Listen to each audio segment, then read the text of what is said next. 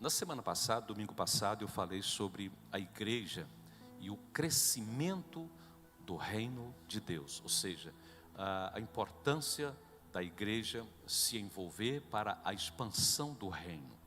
Mas eu quero continuar falando sobre o reino, e hoje eu quero falar sobre o ensino de Jesus sobre o reino de Deus, entendendo, compreendendo um pouco mais, né, o valor do reino, que é o reino, e como Jesus valorizou o reino.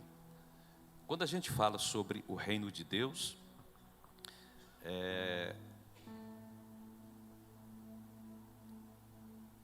o entendimento que é fundamental, né, para todos nós, é que o reino de Deus, ou reino dos céus, ou apenas reino, é a mesma coisa, está se referindo exatamente ao domínio de Deus, à supremacia dele, o governo dele, a forma como o Senhor domina sobre tudo, a influência dele sempre foi então manifestada através do seu reino.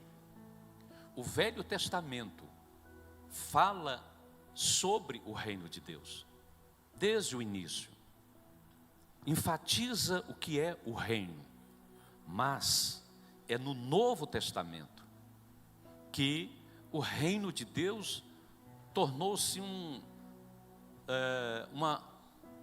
a mensagem, eu posso dizer, principal, a mensagem central de Cristo Jesus. Se você observar os evangelhos, você vai ver que todos eles falam, registram as palavras de Jesus a respeito do reino de Deus. Quando Jesus veio, João Batista, aquele que veio preparando o seu caminho, preparando a nação, apresentou Jesus e disse isso algumas vezes ao povo: arrependei-vos, porque é chegado a vós o reino de Deus, é chegado a vós o reino dos céus. Mateus, ele, no seu livro, ele cita mais de 30 vezes a expressão reino dos céus. 4 ou 5 vezes ele usa a expressão reino de Deus. Alguns entendem que Mateus, por ter sido judeu, e está escrevendo aos judeus, o seu livro, ou o livro que leva o seu nome, ele inclusive foi direcionado exclusivamente aos judeus, né? Porque ao passo que Mateus se preocupou em escrever e relatar os feitos, os milagres de Jesus aos judeus, nós vemos que Marcos, ou João Marcos, que é o mesmo, ele já teve a intuição de escrever aos romanos.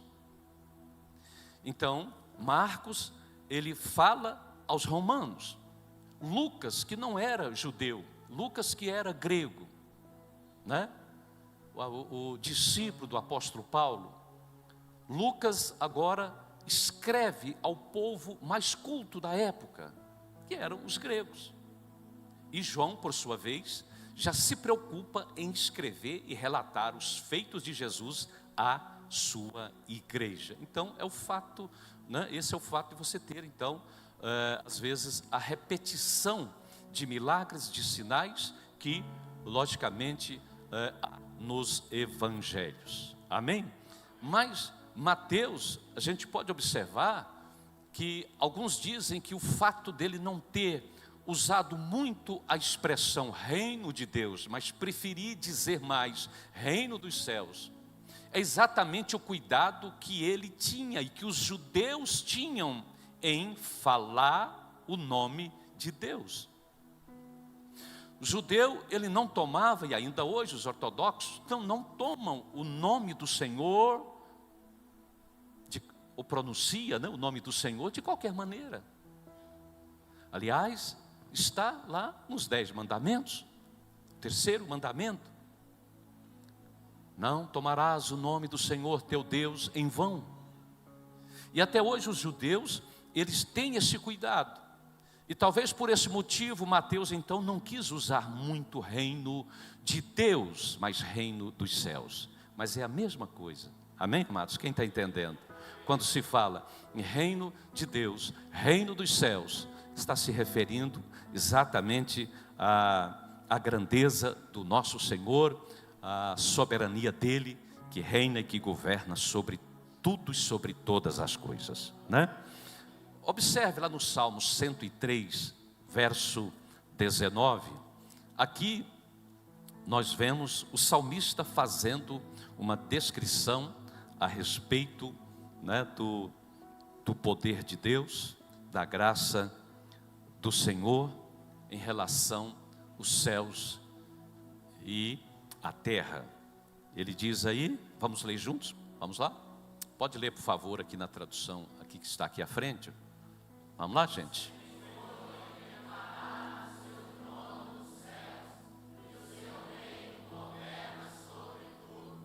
Amém? O Senhor, né, nos céus estabeleceu o Senhor o seu trono, e o seu reino domina sobre tudo, sobre todos. Então, o reino de Deus está nos céus, o seu trono está nos céus, o seu comando está nos céus, mas aqui na face da terra, né, ele domina, ele reina sobre tudo, sobre todos, no céu e na terra. Deixa eu esclarecer aqui para os irmãos, quando a gente fala a respeito, não é assim um culto propriamente de ensino, é mais de pregação, mas a gente aproveita também para trazer alguns esclarecimentos, né?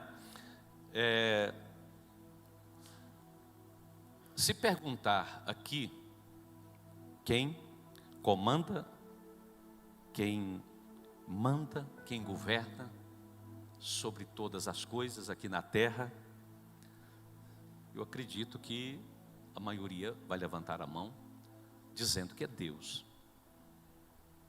Mas você precisa entender alguns princípios de como Deus atua, de como Deus se manifesta, como Deus reage diante dos princípios. Quando Adão e Eva pecaram, aconteceu, portanto, algo assim muito sério. As pessoas, às vezes, elas não têm o entendimento do que foi realmente feito, ou do que aconteceu, o estrago que foi feito. Até então, ali no Éden, a palavra Éden quer dizer deleite, prazer. Então, Jardim do Éden foi aquele lugar onde Deus se manifestava, onde Deus vinha andar por ali, passear pelo jardim.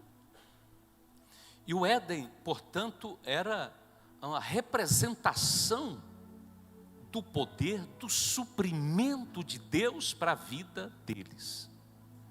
Mas quando pecaram, eles foram sequestrados, nossos primeiros pais, sequestrados por Satanás, sequestrados pelo inimigo, tanto que perderam a comunhão com Deus. Quando Deus vem ao jardim, eles estavam, ou Adão estava, escondido, escondeu. Agora havia sido cortado o vínculo de ligação entre o ser humano e Deus. Agora eles optaram exatamente por fazer aquilo que Satanás os induziu. Salmo 115. Olha o que o salmista fala aí no verso 16. Vamos juntos? Os céus são os céus do Senhor, mas a terra. Bom, os céus pertencem ao Senhor, mas a terra Ele a criou e entregou à humanidade, entregou aos homens, entregou às pessoas, né? É o que Ele está reconhecendo aqui. Então, quando Adão e Eva pecaram, eles pecaram e de certa forma eles estavam agora entregando o que eles haviam recebido de Deus como direito, que era a terra, eles estavam entregando a Satanás. Observe o mundo hoje em que a gente vive. Vamos falar do nosso país. Observe o governo, as instituições, as grandes empresas. Estão servindo a Deus? Você vê o nome de Deus sendo honrado, sendo exaltado? Está sendo perseguido. Falar que é cristão ou evangélico hoje está correndo risco. Perseguição que vem lá de cima. Então, como você pode dizer que Deus está dominando em meio a tanta injustiça, tanta miséria, tanto sofrimento? Fala que é Deus que está reinando. Quem está reinando sobre as nações, na sua, se não é totalidade, mas na sua maioria, é Satanás. É o diabo. Muito importante você compreender, entender, para você também compreender em relação ao reino de Deus. Coloca aí 1 João 5,19. O que o apóstolo João está dizendo aí? Vamos lá? Sabemos que somos de Deus e que o mundo inteiro, o mundo inteiro está debaixo do domínio do maligno. O mundo inteiro está debaixo do domínio de Satanás. É o que ele está dizendo, é o que ele está mostrando. Então, irmãos, quando o pecado então entrou, o relacionamento com Deus foi cortado. E a humanidade então passou a viver debaixo desta opressão. Tudo mudou. Aí você vai ver lá mesmo em Gênesis, após o pecado, né? As plantas, a terra, os animais, tudo ficou contaminado. Tudo ficou contaminado. Até então, não vou ler porque vai sair um pouco do tema, né? E toma tempo também. Mas você vai ver lá em Gênesis, no capítulo 1, que ali então a humanidade não comia carne, o ser humano não comia carne, passou a comer carne. Deus autorizou depois do dilúvio, foi que Deus autorizou.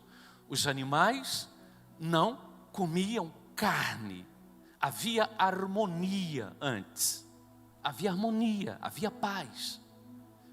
Então, desde que foi consequentemente cortado o relacionamento com Deus, desde que foi quebrado esse vínculo com o Senhor, o mal passou a dominar.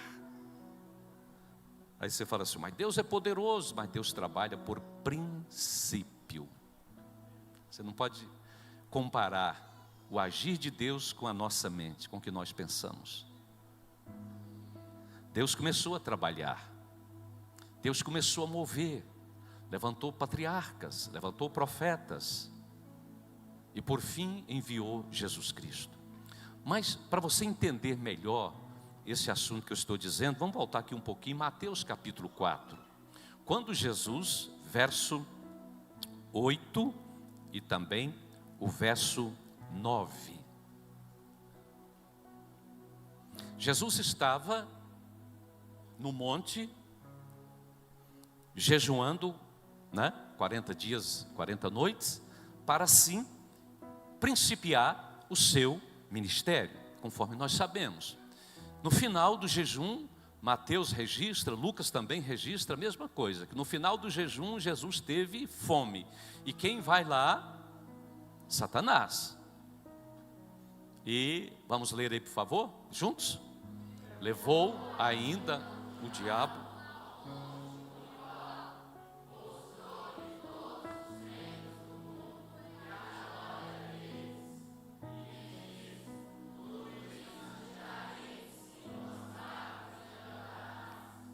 Então, quando fala, algumas traduções, o transportou ou o levou, está falando de forma figurativa, é claro. Satanás, então, consegue mostrar ali para Jesus os reinos do mundo. Os reinos. As nações. E Satanás faz uma proposta a ele. Eu te dou tudo. Te dou tudo isso aí. Se você prostrar e me adorar. Em outras palavras, ele estava propondo uma negociação com Jesus. Eu devolvo tudo para você. Basta você prostrar diante de mim e me adorar. Jesus, naquela hora, o repreende e diz a ele, está escrito, adorarás e servirás somente o Senhor teu Deus.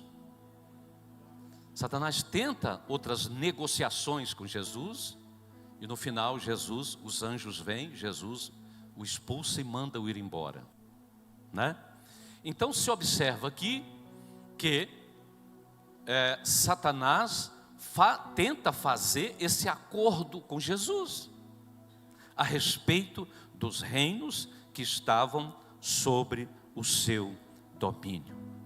Continuando o que eu comecei a dizer, Deus então, Ele procurou, e providenciou vários meios, através de pessoas que Ele levantou, de profetas, que vieram pregando o arrependimento, mostrando o caminho, inclusive com Noé e com tantos outros, mas todos falharam. E o Senhor então diz consigo mesmo, enviarei o meu filho amado. Teria que ser alguém para pagar pelo pecado. Pecado tem um preço muito alto, gente, é muito alto. Mas teria que ser alguém sem pecado. Era necessário alguém que estivesse totalmente em condição de abolir a iniquidade, a maldição, o pecado da humanidade. Eu quero dizer uma coisa para vocês, Jesus veio, e você vai compreender melhor quando Jesus veio e Ele trouxe o reino de Deus com Ele. Mas antes, deixa eu te falar, que nós estamos vivendo esse tempo de guerra, luta.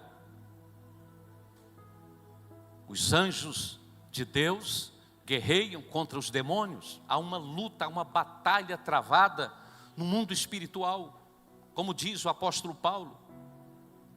Paulo diz lá em Efésios capítulo 6, a partir do verso 10, ele vai nos dizer: no demais, irmãos meus, fortalecei-vos no Senhor e na força do seu poder.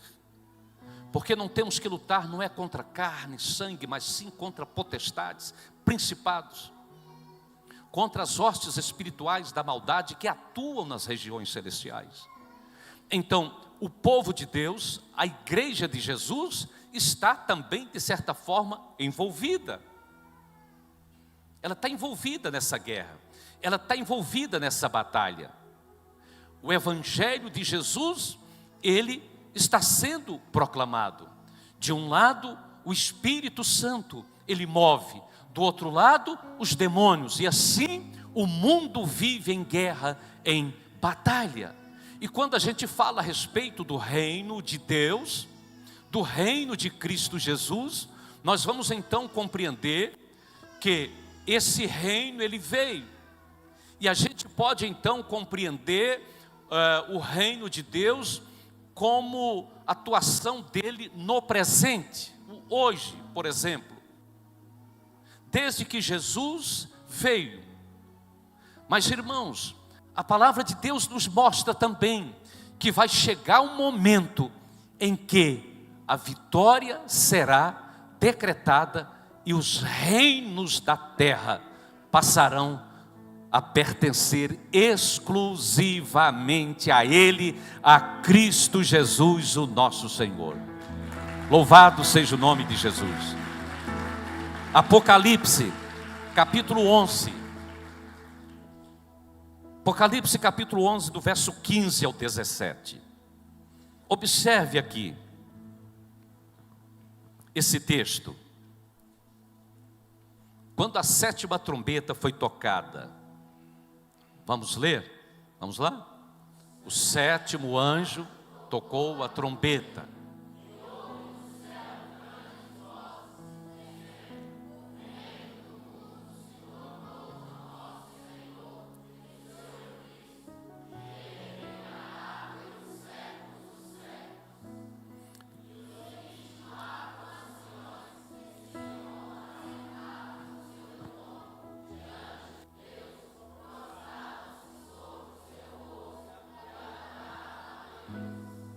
Dizendo: graças te damos, Senhor Deus Todo-Poderoso, que és e que eras, porque assumiste o teu grande poder e passaste a reinar. Louvado seja o nome de Jesus. Amém, amados?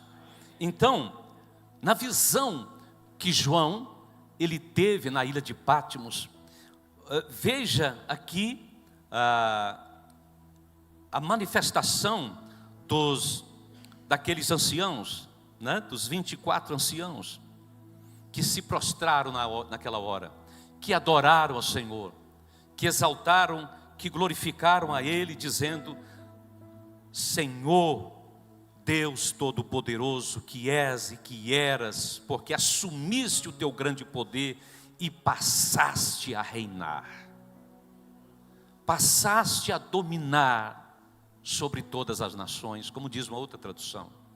Você sabe que essas traduções nossas elas são bastante complicadas, né? E às vezes tem uma tradução, não existe uma tradução bíblica que você vai dizer, essa aqui é perfeita, porque algumas traduções enfatizam mais uma área, outras, né? Outras, e assim, consequentemente, há essa diversidade de traduções da Bíblia, e é por isso que a gente às vezes precisa estudar traduções diferentes para compreender certas questões. Mas aqui eles estão agora glorificando, adorando, louvando ao Senhor, porque os reinos da terra passaram a pertencer ao Messias, a Yeshua, ao Rei Todo-Poderoso. Ele que venceu, Ele que deu a sua vida, o seu sangue, que morreu lá na cruz, como diz o apóstolo Pedro, e nós então fomos resgatados, fomos transportados para o seu reino, e agora somos novas criaturas através do seu poder e da sua graça. Louvado seja o nome de Jesus. Amém? Então, irmãos, desde o Antigo Testamento, a gente pode observar Deus sempre se preocupado em governar a vida da humanidade. Esse foi o propósito de Deus. Quando Ele tirou o povo de Israel lá do Egito, você vai ver Deus então abrindo o Mar Vermelho, você vai ver Deus suprindo aquele povo, Deus cuidando daquele povo, Deus indo com aquele povo, né? Ele disse isso para Moisés: a minha presença irá contigo para dar descanso a esse povo. Então aquele povo pôde, durante o tempo que caminhou debaixo da da obediência, aquele povo pôde experimentar todo o suprimento, todo o cuidado de Deus, toda a provisão de Deus na vida deles. Amém? E quando o Senhor Deus, através de Moisés, julgava os egípcios, através das pragas que foram enviadas, aconteceu algo ali interessante. Quando na praga dos piolhos, né, Faraó chama os seus bruxos, os seus feiticeiros, para fazer o mesmo. Aqui em Êxodo, no capítulo 8, veja o que eles disseram. O que esses homens disseram a Faraó? Êxodo 8, 19. Vamos lá?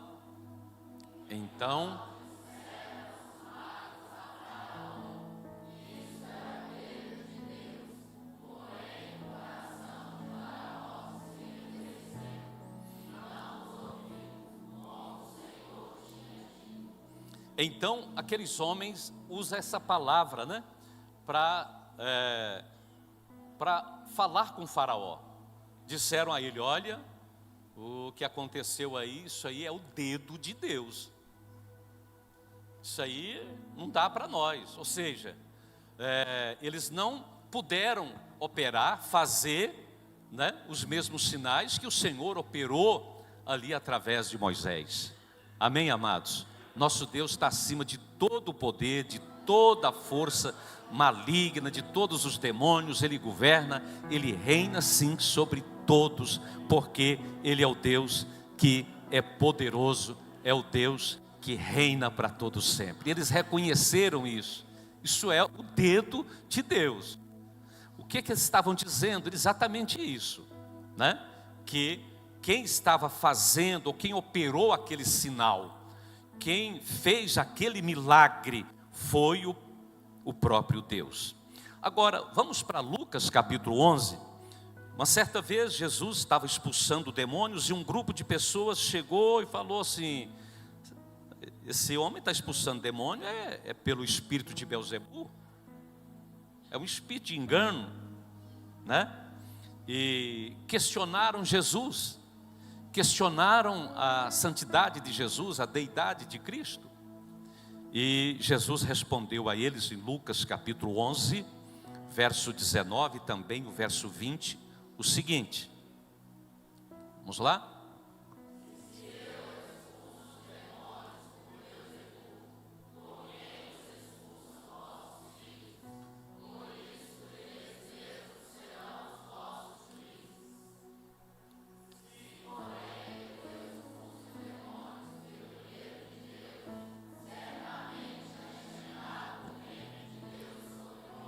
Jesus agora usa a mesma palavra.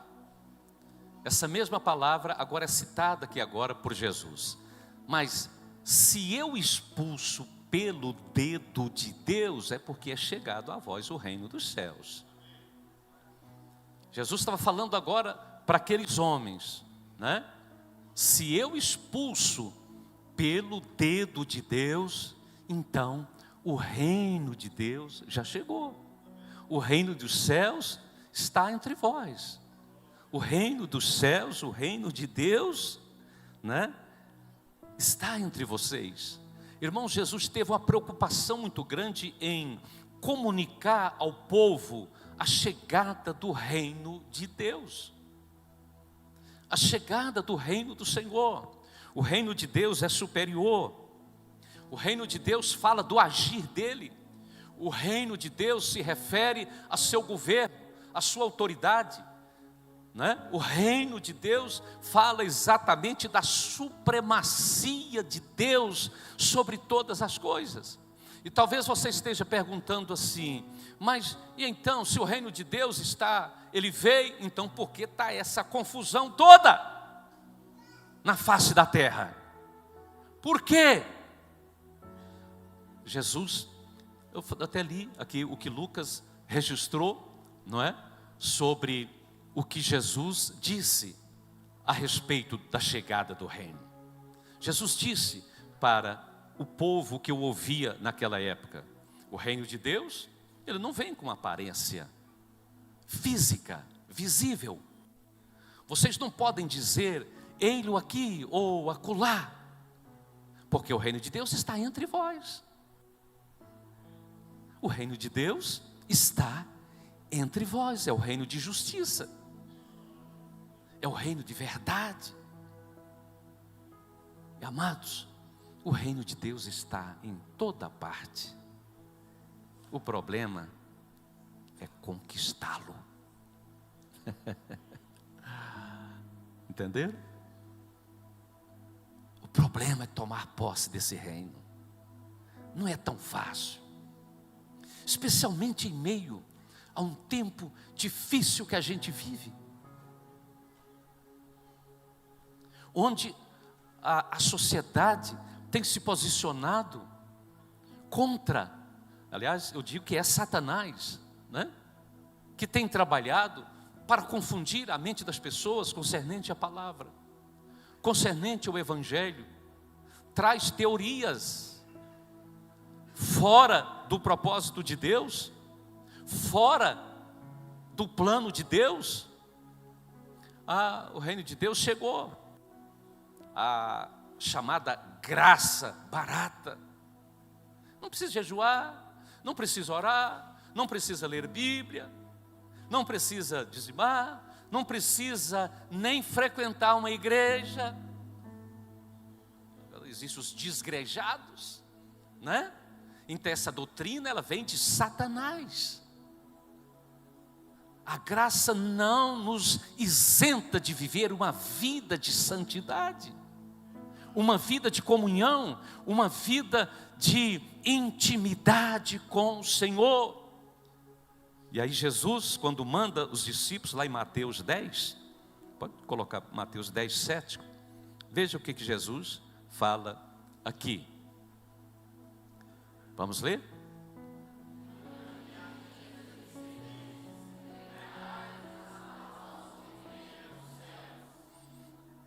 E à medida que seguirdes, vocês vão pregar que está próximo o reino dos céus. Jesus manda aqui os 12 apóstolos, os 12 que foram escolhidos, e Jesus orienta eles. Agora, coloca por favor, Cristiana, a tradução King James aí, atualizada. Ela fala com mais clareza para você entender. Olha aí, vamos lá? E à medida que seguirdes, pregai esta mensagem: o reino dos céus, James foi um rei que mandou traduzir essa Bíblia, e hoje é uma das melhores traduções que existe, né? Mandou traduzir para ele, e por isso leva o nome dele, King James. E essa tradução aí já mostra o quê? Já mostra Jesus ensinando eles qual a mensagem que eles deveriam pregar. À medida que vocês forem andando, pregue esta mensagem. Essa é a mensagem que vocês precisam pregar. O reino dos céus está ao alcance de todos. Amém? Está a vosso alcance. Jesus enfatiza agora os seus apóstolos a dar ênfase a essa mensagem e mostrar ao povo que o reino dos céus estava ao alcance de todos eles, e está até hoje ao alcance de qualquer um. Continua ao alcance. Continua ao alcance de todo aquele que crê, de todo aquele que acredita, que toma uma atitude, que toma uma posição de se agarrar a esse reino glorioso, o reino de Cristo Jesus. Amém, amados? E Jesus falou tanto, né? Há tantas referências. Quando Jesus está ensinando eles aqui, qual a mensagem? Enviou-os a pregar. Você pode dizer, por isso que evangelho significa boas notícias, boas novas. Jesus agora enfatiza, olha, vocês vão pregar, né? E a mensagem que vocês vão pregar é essa: anuncie a eles que o reino dos céus está ao alcance de todos. Que o reino do Senhor, ele chegou, está ao alcance deles. Irmãos, aqui voltando um pouquinho em Mateus 6, quero estar falando aqui sobre o que Jesus falou sobre o reino. Está concluindo essa palavra, mas eu quero ler aqui alguns textos. Mateus 6.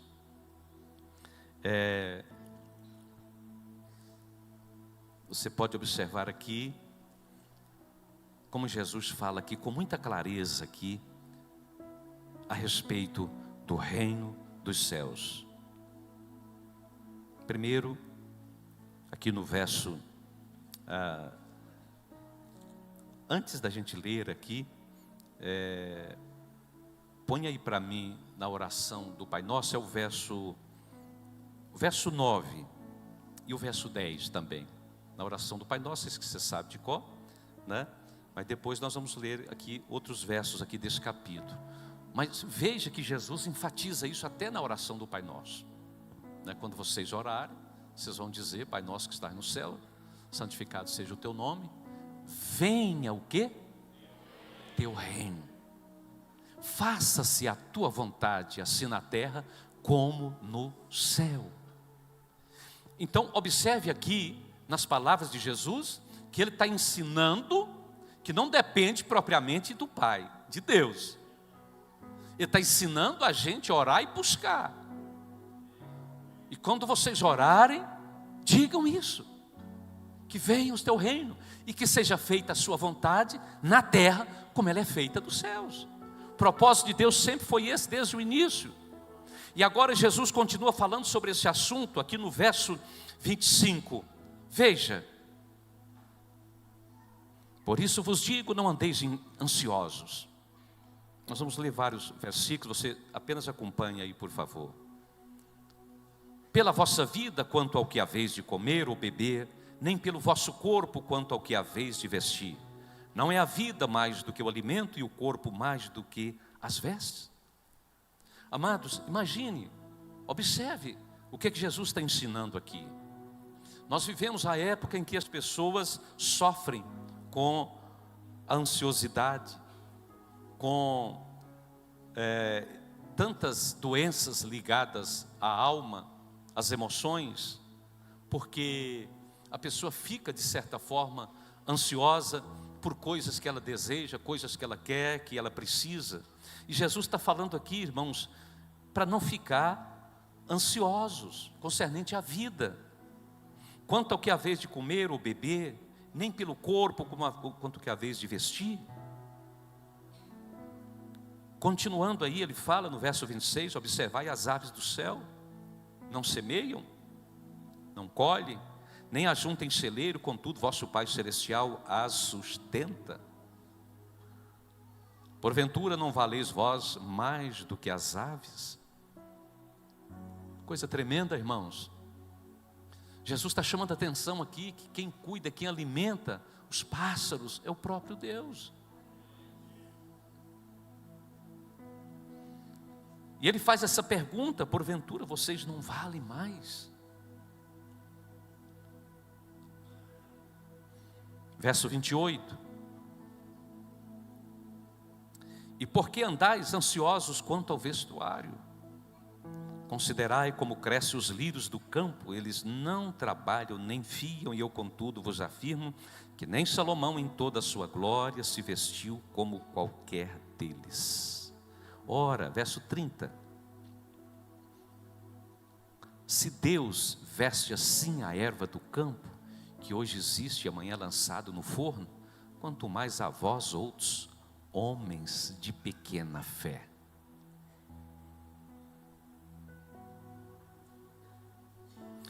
Amados, Jesus está aqui chamando a atenção do seu povo para entender como Deus atua, como Deus trabalha para cuidar dos seus filhos, para cuidar do seu povo. E agora ele vai dizer: Verso 31, portanto não vos inquieteis, dizendo que comeremos, que beberemos, ou com que nos vestiremos. Aí ele vai dizer aí no verso 32 que os gentios é que procuram estas coisas, os incrédulos é que procuram essas coisas, pois vosso Pai celeste sabe que necessitais de todas elas. Jesus está dizendo aqui que os gentios, os pagãos é que procuram essas coisas. Tem que trabalhar, porque tem que fazer compra. Tem que trabalhar porque tem que sustentar a família, sustentar os filhos. Tem que trabalhar porque tem que comer, tem que vestir, tem que trabalhar. Jesus está falando que isso é coisa de pagãos. Isso é coisa de gente incrédula, é quem não conhece o reino. Quem não é abastecido pelo reino. Quem não tem o suprimento do reino, é que vive dessa forma. E por mais que as pessoas trabalham, por mais que elas correm, mais ansiosas elas ficam. E aí vem a conclusão de Jesus nessa palavra no verso 33, que vocês conhecem, ou pelo menos a maioria. Vamos ler juntos? Pai,